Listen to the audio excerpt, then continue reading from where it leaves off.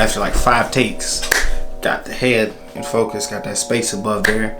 Hope my face is in focus because I set that autofocus. Today I'm gonna talk about what I learned in my first year of photography. When it comes to photography, there's a lot of different things that you can learn when it comes to taking photos. And honestly, I'm not even gonna say photography. Honestly, I'm gonna say what I learned in my first year of photography and videography, because I actually got experience with both when I first started doing photos and video and all that kind of stuff. So the inspiration behind this video is actually from Crackalak. Shout out to him. He told me that I should make a video about what I learned in my first year of photography. So hence, to kick off the YouTube grind, I wanted to make a video talking about what I learned, since I want to share some of the knowledge I got with you guys, and hopefully it will help you guys out so you guys can actually, get out there and make some shit happen, make that money, get that bread. You know how it is. The first thing when it comes to photography that I learned was your gear really doesn't matter. What? So before I got my Sony a7 III, I actually shot on, where'd you go?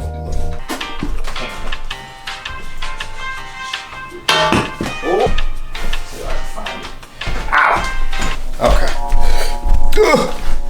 Okay, so I actually shot on this thing right here. This is a Canon EOS Rebel T6i. Then I also used a 50mm 1.8 lens. So the camera body itself with the kit lens was about $400. And then the actual 50mm lens was about $125. Now I used this setup all the way up until probably 2 months ago, I want to say.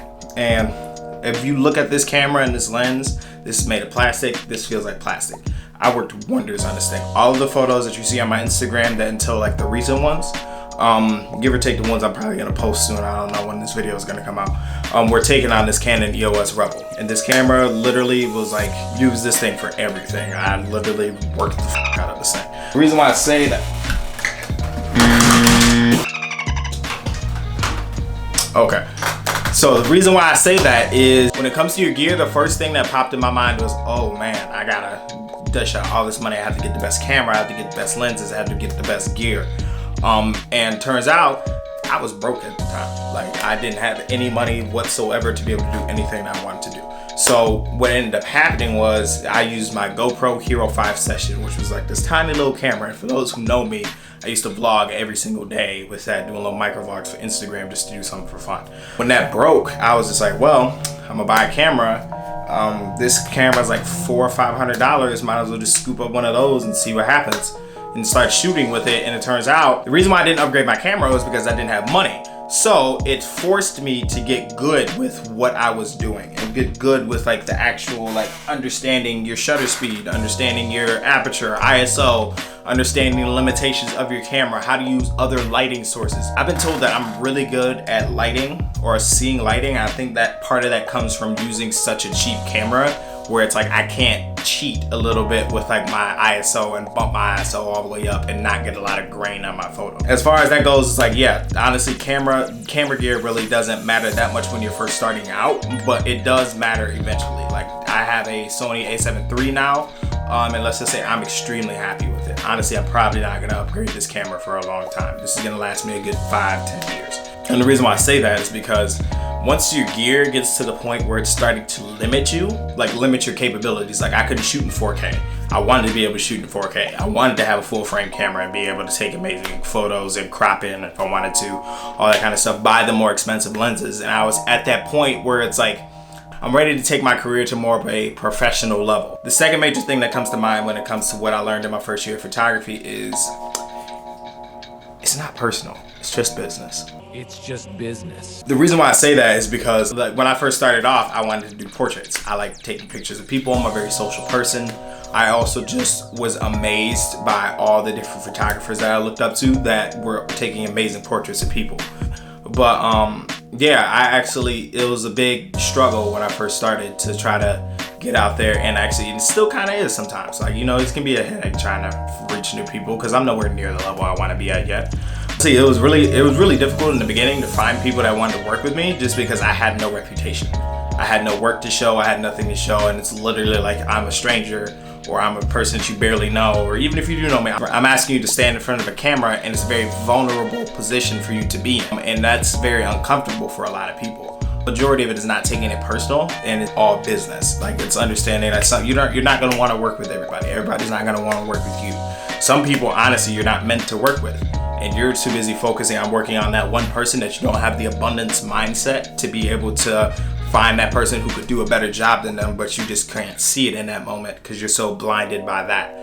Another thing too was touching on like the not personal, it's business part too, is understanding that it is a business. And if you want to do this for a living, you have to make sure that you're doing everything in your power to make sure that it's either leading towards making you money, gonna help you make more money in the future, or it is making you money. Because at the end of the day, you don't want to be a starving artist. Camera gear is very expensive. You can Google like camera gear and look at the prices for just lenses and cameras, lighting, it gets expensive. And there are expenses you have to take care of as a photographer, a videographer, or as an artist. The thing I had to get over was not being able to had some people turning me down because they didn't like my prices. And you have to be okay with like telling somebody a certain price and then sticking to it. Because a lot of people aren't gonna want to do that. A lot of people are like, man, you taxing, bro. Man, why you charging so much? Or, yeah, no, I don't think I'm interested. I'm not gonna pay that. You're gonna run into that. And what you have to do is understand that everybody's not gonna want to work with you. It's nothing personal. It's just business. I want to say the third most important thing I think that I learned was, and this isn't necessarily even with just photography and videography. This is just with life in general. Your network is your net worth, is what a lot of my mentors say. And the reason why I bring that up is because in photography and videography, it's a lot of who you know, is what I've noticed. All the bigger photographers I've talked to, I've asked them like, how do you get your shoot locations? Like, how do you work with these models? How do you do this? And they say it's a lot of who you know. A lot of like connections. Like, some of them know people who are real estate moguls out there in LA and let them use their houses and stuff like that, and they probably do some kind of favor for them. Like, a lot of it is who you know and who you're around. If you surround yourself with people who are always pushing themselves and trying to go further in life and get to the next level, you are gonna push yourself to get to that next level. I mean, you're always gonna be trying to motivate yourself and they're gonna motivate you too, because if they see you slacking off, if they're good people, they're gonna call you out. But also, it's like you'll just naturally pick up on their habits. Same thing if you hang around people who aren't doing stuff, you'll start to pick up on bad habits if you're not aware of it and paying attention to it. So to kind of wrap up what I've said, 3 main things that like I know I learned for myself, and I hope you guys get something out of this too, is that like 1, your camera gear and your equipment really doesn't matter as much as you think. It's all about your skill and how you use it.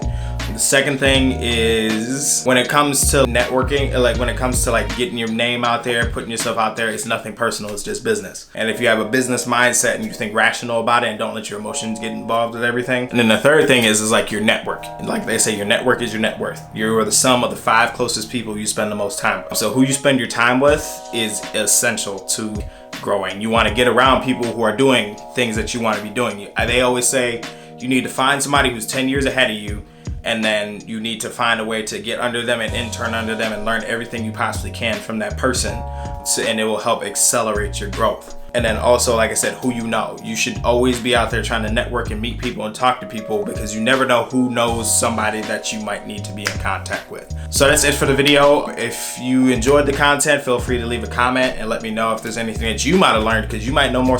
I'd be more than happy to learn from somebody else, because like I said, I'm always looking to learn from new people.